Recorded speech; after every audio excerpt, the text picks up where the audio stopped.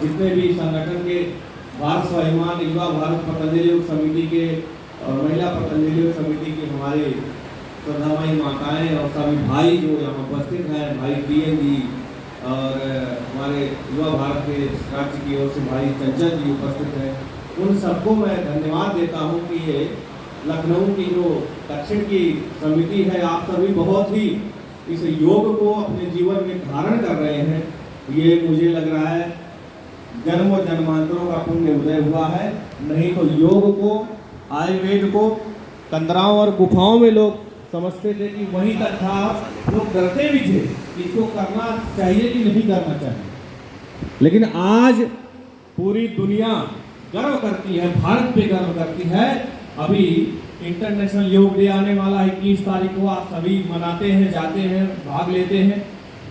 तो भारत का सिर ऊंचा हुआ है अध्यात्म विद्या के नाम से, योग विद्या के नाम से। तो मैं मानता हूँ ये भारत की जो प्रकृति है वो आध्यात्मिक प्रकृति है, और इस देश की जो परंपरा है वो करोड़ों अरबों सालों पुरानी परंपरा है। 1,98,53,125 वर्ष ये पुरानी गौरवशाली परंपरा है, हमारे ऋषियों की परंपरा है। इस परंपरा को आप सभी जी रहे हैं और इस सखी जी महाराज जी के साथ आप सदैव तल्लीन होकर, एक आत्म भाव होकर जी रहे हैं। तो मैं मानता हूँ ये जीवन का सबसे स्वर्णिम पल बीत रहा है आपका।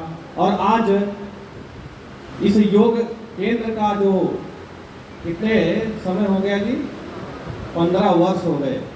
15 वर्ष यानी कि देखिए कि लगातार प्रत्येक दिन, एक दिन भी उसकी छुट्टी नहीं करना है ना, अवकाश नहीं, अनवरत चल रहा है।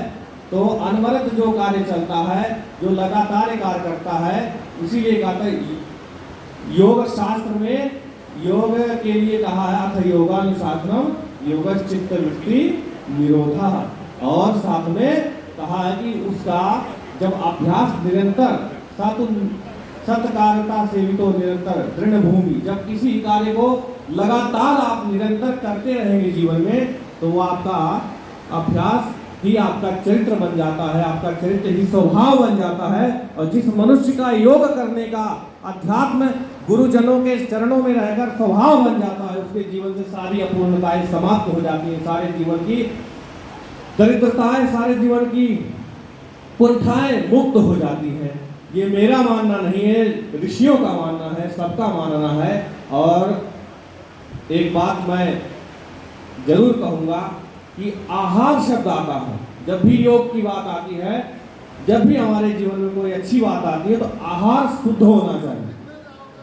अभी तक आप सबने आहार के विषय में क्या समझा है? भोजन करने को आहार कहते हैं, अच्छा भोजन करने को आहार कहते हैं, जो सुपाच्य होता है उसको भी आहार कहते हैं, समय से भोजन करने को भी आहार